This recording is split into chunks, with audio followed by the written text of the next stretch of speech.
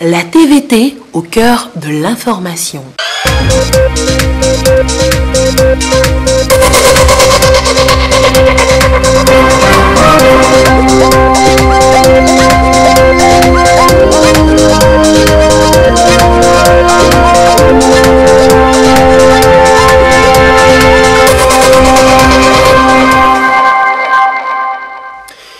Merci de votre attention. L'actualité ce soir, la francophonie célébrée aujourd'hui 20 mars dans les 84 pays membres de l'OIF avec la langue française comme trait d'union, symbole du vivre ensemble. Événement marqué chez nous par un colloque international. On en parle longuement ce soir. Le français, la langue, sa perception, son influence.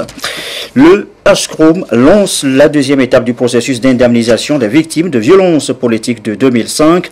Sont concernées cette fois les victimes non vulnérables. Annonce faite par l'institution ce matin à son siège. Les précisions tout à l'heure dans cette édition. Enfin, le retour au pays, le retour, on peut le dire, triomphal de l'AS Togoport après sa qualification pour la phase de poule de la Ligue des Champions, Ligue africaine bien sûr, qualification source de fierté nationale à vivre. Voilà, madame, monsieur le sommaire, bienvenue aux 20h. Bonsoir à tous. Une date, un événement, la francophonie célébrée ce 20 mars dans le monde entier, du moins dans les 84 pays ayant en partage la langue française, le trait d'union justement entre ces pays, d'où la réflexion sur la contribution de la francophonie au vivre ensemble en Afrique dans l'espace francophone. Grande réflexion nourrie donc ce matin à Lomé par le BRAO, l'OIF et la Commission nationale de la francophonie, Aïcha Zebro, Augustin Kossi.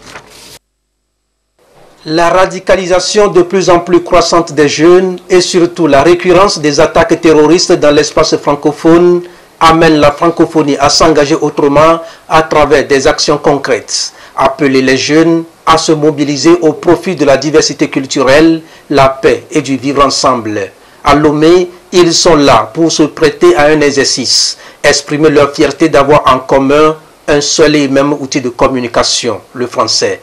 Ils échangeront sur les différents mécanismes d'enracinement de la démocratie pour faire de la francophonie un trait d'union pour agir. À travers ce colloque, il s'agit de réfléchir sur le passé, le présent et le futur. Quelle francophonie voulons-nous pour l'avenir? Quelle francophonie au service des pays, au service des populations locales, au service des jeunes et des femmes? C'est pour cette francophonie des solutions que nous nous sommes réunis aujourd'hui. Et les anciens et témoins de la création de l'organisation en Afrique depuis 1970 sont présents à leur côté pour leur indiquer le chemin qui convient, mais aussi avec des hommes politiques et responsables en charge des questions diplomatiques et culturelles pour porter un regard prospectif sur les défis liés à la construction d'un état de droit et d'un espace francophone exempt de toute violence. L'expérience que nous apportons du vivre ensemble, c'est d'abord apprendre à se connaître. Il y a une amitié qui naît, il y a une relation. Et je crois que la francophonie a apporté, au-delà de la langue, l'amitié entre les peuples. La francophonie a rayonné à partir de 1989 dans le sens, 1, de la démocratie dans l'espace francophone, 2, dans le sens du droit dans l'espace francophone, 3, dans le sens de la démocratie, des élections libres, transparentes, et enfin, globalement, dans le sens de l'état de droit. Et cette impulsion demande l'implication des anciens. Il est attendu des travaux de cette rencontre qui a réuni plusieurs pays de l'Afrique francophone, la mise sur pied d'un réseau des anciens ministres de la francophonie pour la promotion du vivre ensemble et créer un creuset pour une diplomatie multilatérale. Au-delà de la célébration, à chaque 20 mars de la journée internationale de la francophonie, eh bien, il est plus question, nul ne le perd de vue, de valoriser l'usage du français comme langue, d'accroître son influence. Ça passe d'abord par son apprentissage. Direction le village du Bénin où s'apprend justement la langue française par les étrangers, on va dire. Comment se fait donc l'apprentissage sur place? Quelle perception les apprenants ont-ils de la langue? Elia Gbanyandao, Nathalie Panengue sont allés à leur rencontre. De l'expression idiomatique. 5e langue la plus parlée au monde, le français intéresse de plus en plus pour diverses raisons. Nous sommes au Centre international de recherche et d'études de langue, village du Bénin, situé au sein de l'Université de Lomé. Les ressortissants de 12 pays anglophones apprennent chaque année la langue française, chacun selon ses besoins. On nous apprend la grammaire, la production écrite, la production orale, la conjugaison. Je veux être journaliste. Donc pour être journaliste, c'est n'importe langue peut arriver, ou bien je peux aller dans n'importe pays pour travailler. Il y a les prêtres qui sont là, ils sont des missionnaires envoyés dans un pays francophone. Ils doivent apprendre la langue pour pouvoir faire le travail, prêcher, l'évangélisation. Mais mon cas est particulier. C'est pour aider les jeunes qui veulent, c'est-à-dire dans notre pays, dans mon pays, le Nigeria, les gens qui veulent apprendre cette langue. J'aimerais être enseignant. J'ai fait l'expérience lorsque j'étais parti en Côte d'Ivoire et c'était une mission. Au début, ce n'était pas facile. Comme les gens disent souvent, c'est une langue un peu compliquée. Il faut beaucoup de règles, des accords, ainsi de suite. Mais avec beaucoup d'études et beaucoup d'efforts, quand même, je ne suis pas fort, mais j'arrive quand même à m'exprimer et les gens me comprennent. Parmi ces apprenants, des hommes d'affaires, des étudiants, des professeurs de français et élèves professeurs de français, voire des religieux. La sœur Gracia, de nationalité indonésienne, fait ses premiers pas dans l'apprentissage du français. Pour moi, c'est très important pour apprendre français. Parce que bien parler français, bien travailler. Moi, après, travaille avec les enfants à l'école. Nous avons des étudiants qui sont inscrits dans des départements de français dans leur université d'origine. Donc, ils sont essentiellement non francophones et pour le cas d'espèce anglophones essentiellement du Ghana et du Nigeria, qui viennent passer leur 3e année d'apprentissage du français à l'université ici. Il y a une autre catégorie, les élèves professeurs de français dans les pays anglophones. Ils sont en train d'apprendre à devenir des professeurs de français, donc dans les écoles normales du Ghana. Et pendant les vacances, eux aussi viennent renforcer leurs compétences. Le village du Bénin se veut un centre de référence qui, depuis 1908, œuvre dans la promotion de l'anglais, du français et des langues parlées au Togo. Nous faisons le devoir d'accompagner ces étudiants qui viennent chez nous dans la pratique de la langue française. Ils viennent essentiellement des pays anglophones. De plus en plus, nous avons des étudiants qui viennent de l'Europe de l'Est et de l'Amérique du Sud. Nous avons également des étudiants qui viennent de la Guinée équatoriale, du Tchad.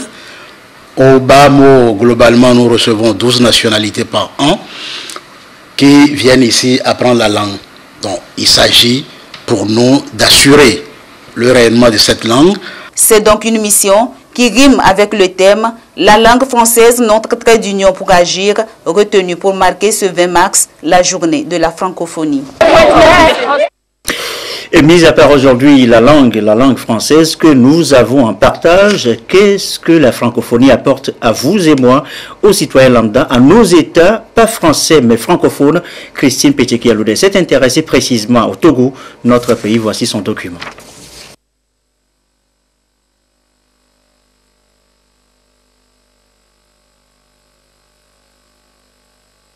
La francophonie, un espace linguistique de 84 États membres et associés qui ont en commun et en partage la langue française. L'institution compte aujourd'hui 250 millions de locuteurs sur les 5 continents. Les valeurs que partagent les membres et les idéaux poursuivis font de l'organisation un levier de développement. La recherche de la paix dans le monde, l'expression plurielle des diversités culturelles, la défense et la protection des droits de l'homme sont quelques-unes de ces valeurs. La promotion d'un idéal démocratique avec la déclaration de Bamako, l'OIF travaille à renforcer les capacités des États en matière de démocratie, en matière de promotion des droits humains, des droits de la personne, en matière surtout d'égalité, de la promotion de l'égalité femmes-hommes, des droits des femmes, des droits des enfants. L'OIF, depuis le sommet de Dakar en 2014, a adopté une stratégie de la francophonie économique et 2 ans après, la stratégie numérique pour mieux répondre aux défis de l'heure.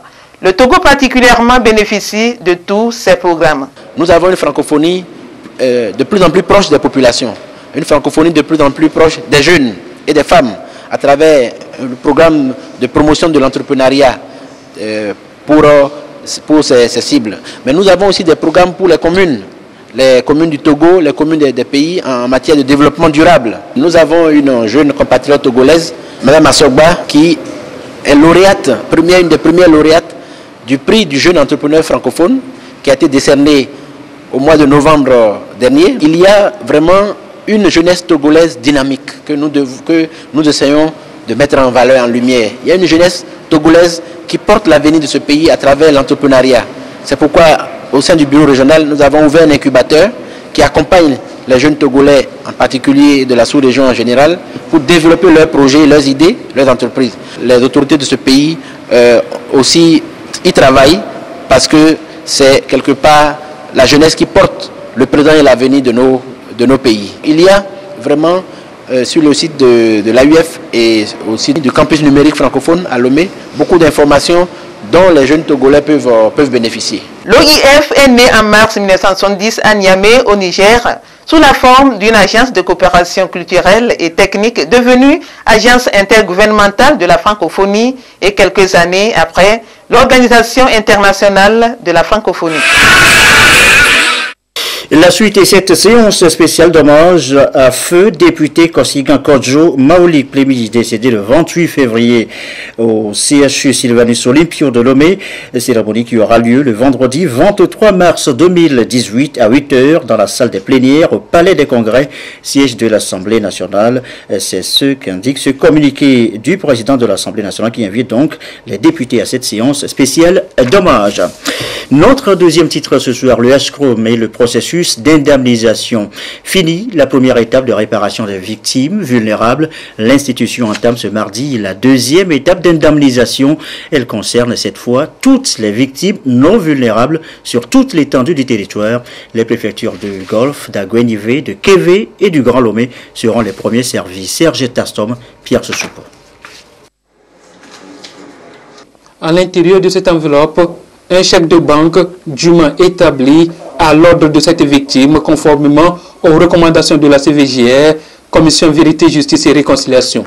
Le Haut Commissariat à la Réconciliation et au renforcement de l'unité nationale, HCRON, passe à la seconde phase de son processus, celle de réparation et d'indemnisation des victimes des événements politiques de 2005.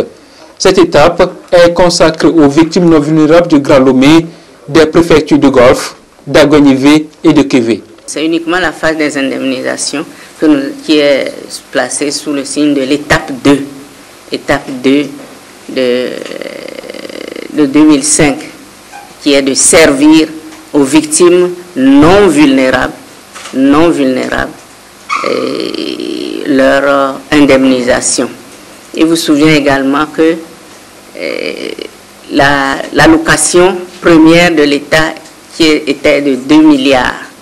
Ces 2 milliards, nous avions annoncé que ça devrait couvrir 2475 victimes.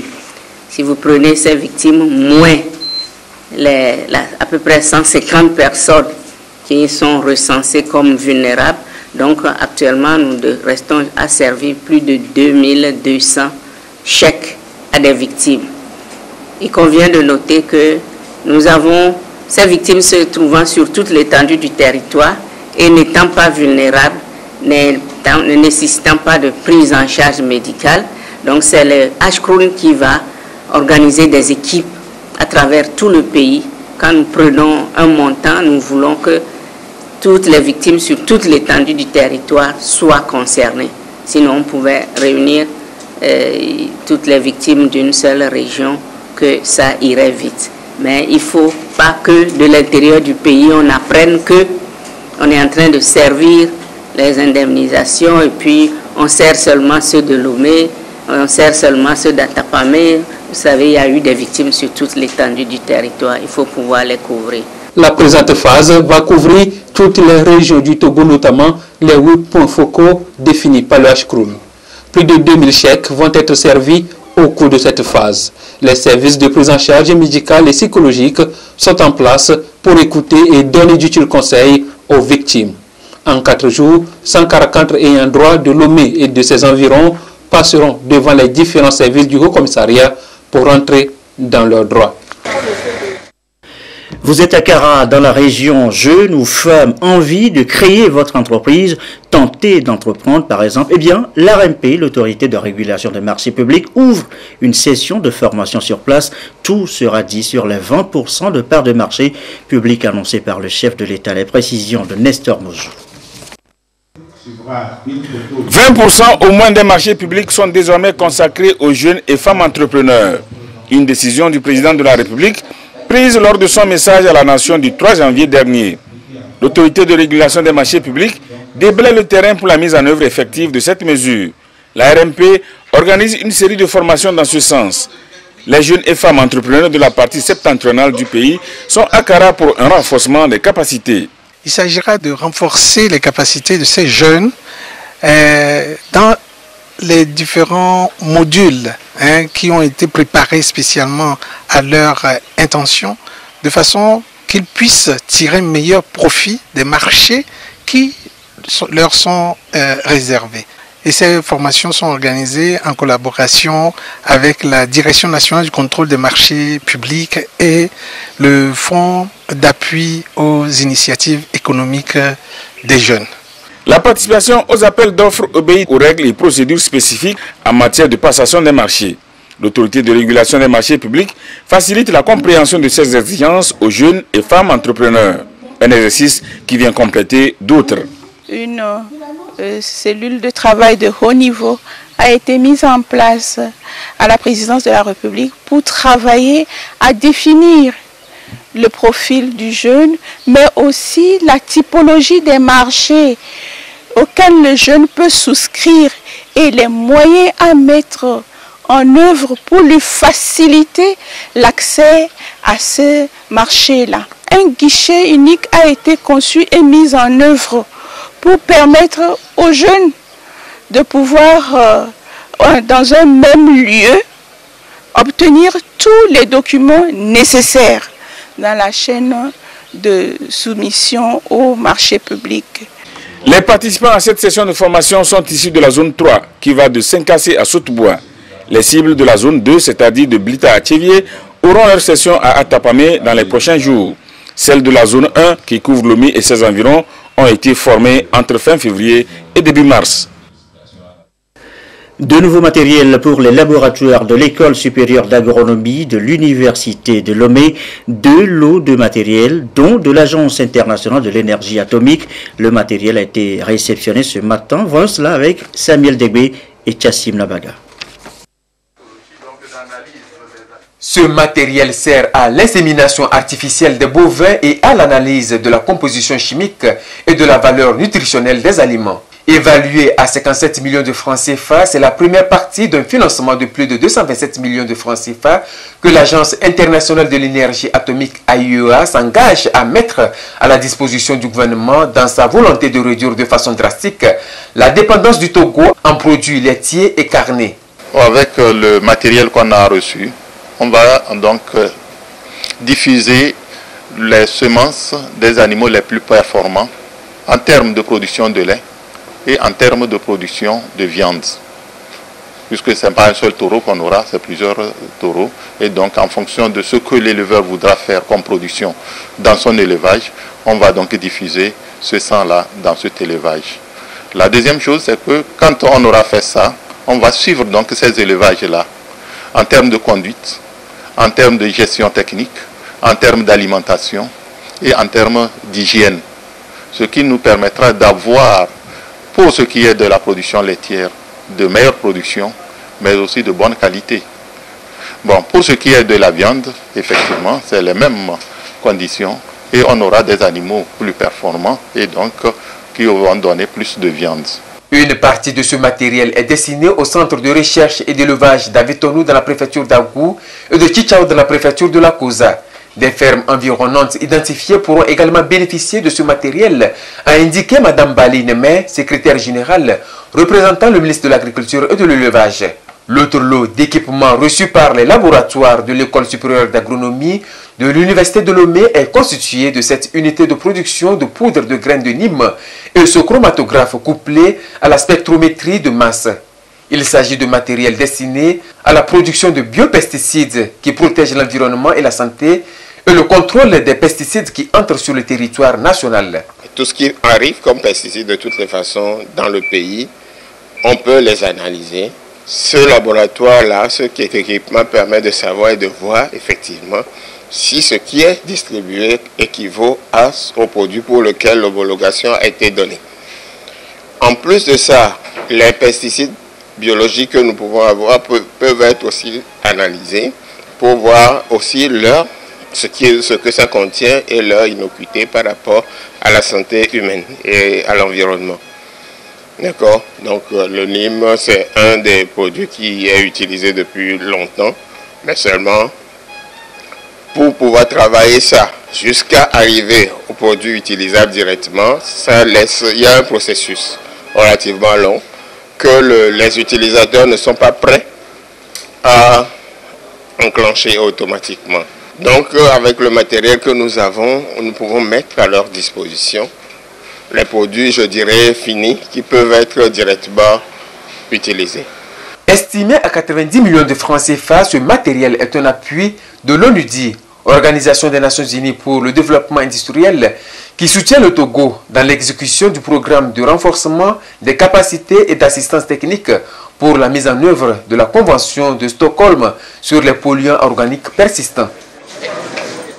Il est 20h21 à l'étranger en France. La justice passe à la vitesse supérieure 7 ans après les premières révélations sur le financement libyen de la campagne de Nicolas Sarkozy. Financement supposé, l'ex-président français dans les locaux de la police judiciaire à Nanterre, près de Paris. Il doit répondre aux enquêteurs. C'est ici, dans les locaux de l'Office anticorruption de la police judiciaire à Nanterre, que l'ancien président de la République française se trouve depuis mardi matin. Placé en garde à vue, il est interrogé dans le cadre de l'enquête sur les soupçons de financement de sa campagne présidentielle de 2007 par la Libye de Mouammar Kadhafi. Une enquête ouverte en 2013, un an après la publication par Mediapart de documents libyens attestant de versements de plusieurs millions d'euros.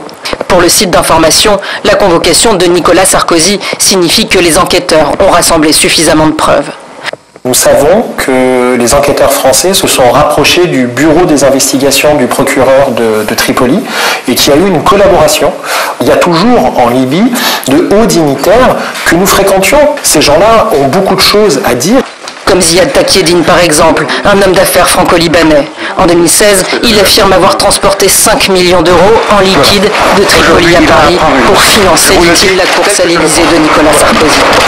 Là, on est face à ce que nous considérons probablement comme la plus grave des affaires de la Ve République, puisque de l'argent sale venu d'une dictature a abondé politiquement et de manière privée la France. C'est la première fois que Nicolas Sarkozy est entendu par la justice depuis l'ouverture de l'enquête.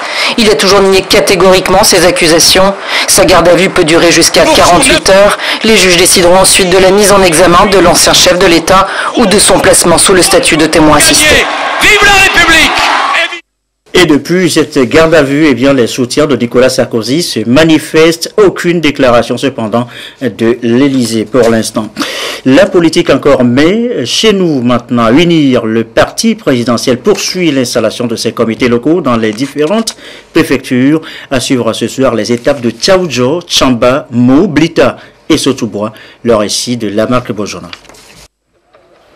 À ce côté, les cadres du parti UNIR, avec à leur tête le militant Roubangra Nassam, ont procédé à l'installation du comité communal et du comité préfectoral du parti Union pour la République.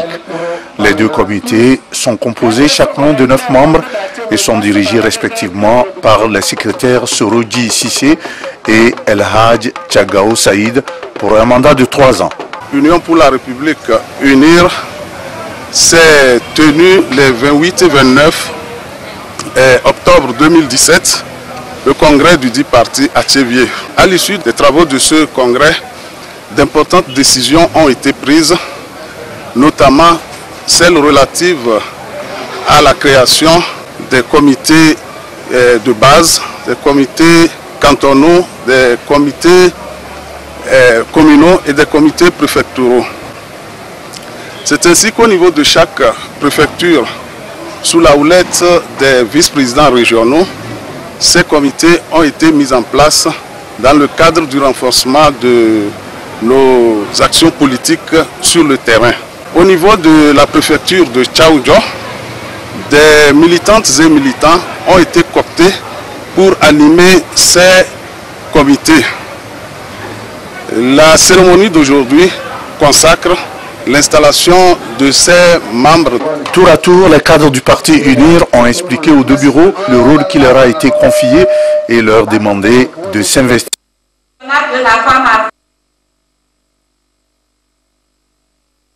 Et voilà, quelques soucis visiblement sur ce sujet sur lequel nous reviendrons bien évidemment dans nos prochaines éditions. Dans la foulée, cette journée de réflexion des femmes unies au goût, réflexion pour nourrir le débat de la journée du 8 mars. On retient cet appel lancé aux femmes, appel à rester mobilisées pour réclamer et promouvoir leurs droits. Sylvain Aboudjou. De toutes catégories socio-professionnelles, ces femmes mobilisées par le mouvement des femmes pour unir section Ougou pour la journée de réflexion initiée dans le contexte du prolongement du 8 mars, journée internationale de la femme. Une journée d'échange et de partage dans la dynamique de créer une solidarité pour plus d'efficacité dans les actions et initiatives de promotion de la femme pour un développement participatif de la communauté. Au cœur des débats, la participation de la femme à la gouvernance publique, thématique décortiquée pour faire comprendre aux femmes leur engagement à mettre en œuvre des politiques et programmes pour mieux participer aux postes de décision, surtout en cette période des enjeux électoraux. Nous allons nous battre, sincèrement nous allons nous battre pour arracher maintenant les places de force. Nous n'allons pas rester les bras croisés pour dire 8 mars, 8 mars. Nous allons lutter. Nous allons sensibiliser les autres. Nous allons rester ensemble pour pouvoir arracher les places chez les hommes. Nous allons nous aider entre nous. Nous allons nous regrouper au moins pour faire ce qu'on peut faire. Nous n'allons plus rester les bras croisés pour dire que quelqu'un va le faire à notre place. Nous-mêmes, nous allons lutter pour le faire. Il s'agit également de les sensibiliser pour renforcer leur leadership, à oser pour intervenir dans la gestion des affaires publiques, contribuant ainsi à susciter en elles un engouement à être des actrices à fort potentiel à la bonne gouvernance. Appel également à tous à rester mobilisés contre le cancer du sang. Un vaste projet porté par Togo Cellulaire et l'ONG Alafia, les deux entités ont rassemblé des femmes au centre communautaire de Tocoin à qui on a appris les méthodes de prévention, à prendre par exemple à palper ses seins. Le compte rendu de Yasmine Kodia. Le cancer de sein, selon les spécialistes, fait plus de victimes dans le monde. Au Togo, plus de 14% des femmes en âge de procréer en souffrent. Le cancer de sein, c'est une des maladies silencieuses qu'on rencontre chez les femmes. Il y a la théorie de l'alcool, du tabac, de l'obésité, des règles précoces, de la ménopause tardive. Malheureusement, au moment du dépistage, les femmes arrivent à un stade très avancé. La femme, les 5 jours après les règles, peut valablement palper ses seins, soit debout ou couché. Pour Togo Cellulaire, le recours aux soins demeure tardif. En vue d'améliorer la santé de la femme au Togo, la Société de la téléphonie mobile aux côtés de l'ONG Alafia s'engage à accompagner la couche féminine à lutter contre le cancer de sein. Les jeunes, les filles d'Alafia jeunes ont demandé au ministère de venir faire la palpation de sein. Et on a vu que parmi un petit nombre, on a quand même vu des filles, jeunes filles qui ont des nodules. Là, on a eu l'idée d'écrire un projet qu'un partenaire a pris, que nous avons commencé depuis 2015. Il était important pour le leader de la téléphonie mobile au Togo de se positionner sur ce projet d'importance majeure pour marquer une fois encore son engagement sur cette cause sociétale qu'est la santé de la femme. Le leader de la téléphonie mobile accompagne le projet. Nous l'avons accompagné par le biais d'un sponsoring doublé d'un mécénat sur tout le projet parce qu'il s'agit en fait d'un projet social. Donc nos patrons se sont engagés là-dessus et nous accompagnons tout le projet sur l'aspect financier et sur les aspects organisationnels également. Ici, les techniques d'autodépistage sont inculquées aux femmes à travers des supports audiovisuels. Des démonstrations sont faites pour leur permettre de bien assimiler les pratiques de dépistage précoce telles que l'autopalpation des sangs, le partage des sangs pour déterminer le noyau du cancer et autres. L'échographie mammaire, la mammographie sont aussi des méthodes de la prévention pour lutter contre la maladie. Dans le reste de l'actualité, la semaine de l'étudiant à IRIS, l'Institut des hautes études des relations internationales et stratégiques, fait majeur cette conférence sur l'avenir de l'enseignement supérieur au Togo, défis et perspectives. L'exposé Nathalie Panengui.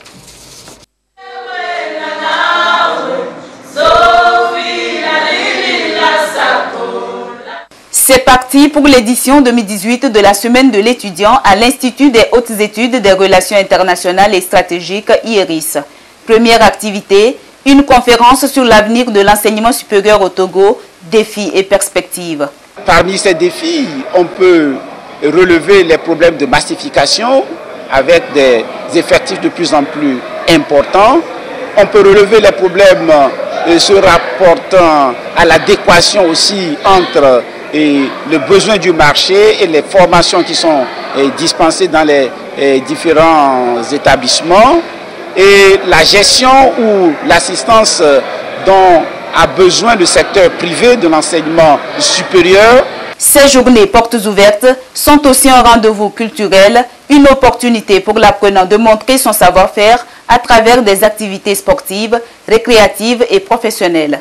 En réalité, au niveau des étudiants, nous avons prévu de faire le brassage culturel en fait à travers des danses folkloriques, à travers des concours qui vont mettre en exergue ce que nous apprenons ici, le concours Juris Intelligentsia et également des débats, des joutes, des oratoires, des concours d'éloquence en fait pour prouver ce que nous apprenons ici tout au long de notre année académique. D'abord, un engagement en tant que citoyen et un engagement dans les activités organisées, les activités socio-culturelles. Parce que en fait, on pense généralement que quand on vient à l'université, on est toujours dans les amphis, c'est les cours, c'est les livres. Non, donc la formation, c'est global.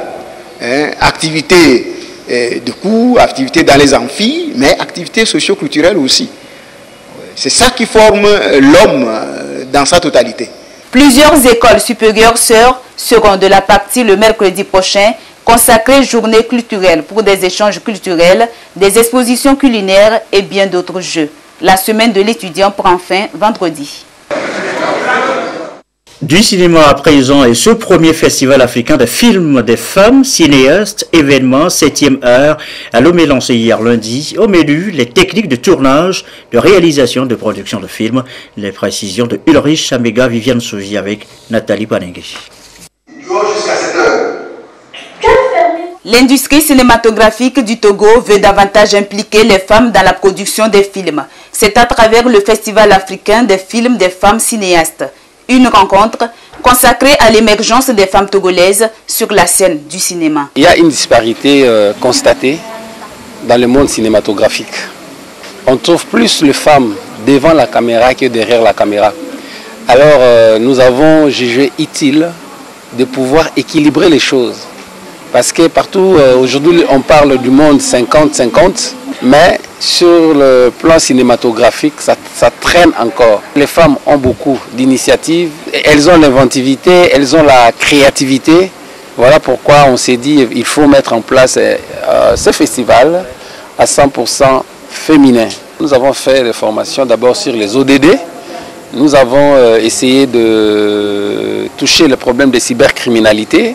Nous avons dans le programme de changement, donc le sujet sur les changements climatiques. Nous avons le sujet sur la femme et la politique. Les femmes se sont mobilisées pour acquérir les b.a.-ba de la technique du 7e art. Elles saluent cette initiative qui vient valoriser leur talent. Et dans la formation, on a eu à faire la réalisation, le montage, l'écriture du scénario. Après cette formation, je vais me lancer profondément dans ce domaine, essayer d'approcher les structures pour pouvoir apprendre encore d'autres choses. C'est en 2017 que ce festival a été créé. Le Festival africain des films des femmes cinéastes se veut une plateforme d'intégration et de brassage culturel des actrices du cinéma. Cet événement culturel est cette année à sa première édition. Enfin, nous l'annoncions en titre, ça ne nous arrive pas souvent, du moins ces dernières années, accueillir les grands jours ce lundi pour l'AS Togo Port, qualifié pour la phase de poule de la Ligue africaine des champions. Les Matelots l'ont fait, source de fierté nationale. Reportage de Champiutba. Après sa brillante qualification dimanche soir à Khartoum pour les huitièmes de finale de la Ligue africaine des champions, l'AS Togo Port était attendu pour son retour à Lomé. Retour effectué aujourd'hui à l'aéroport international Gnassingbé et Adema, où attendait le président d'honneur du club et DG du port, Foga Adéon, accompagné du secrétaire général de la Fédération togolaise de football. Nous devons revoir même nos ambitions à la hausse parce que l'objectif aujourd'hui, après cette qualification de haute lutte, ce ne serait plus une figuration en poule. Alors, pourquoi pas aujourd'hui la coupe? Alors, dans cette perspective, je crois quand même que tout ce qui doit être fait, tous les efforts qui doivent être faits à tous les niveaux seront faits. L'AS Togo Port, auréolé de sa qualification, pense déjà à la phase des poules. On essaie de renforcer cette équipe, leur donner suffisamment un mental d'acier, parce que c'est vrai, ça ne va pas être facile, mais ce que nous comptons pour faire dans un premier temps, revoir notre système de jeu, renforcer cette équipe et faire en sorte que tous les matchs qui seront joués à domicile, qu'on puisse les gagner, mais de façon honnête. Mercredi, à l'issue du tirage au sort, prévu au siège de la CAF au Caire en Égypte, l'AS Togo Port sera fixé sur ses adversaires. Bravo donc à l'AS Togo Port. Merci à vous qui nous suivez ce soir encore à Ando, à Pouévé dans la V et comme d'habitude, toujours fidèlement. Très belle soirée à vous.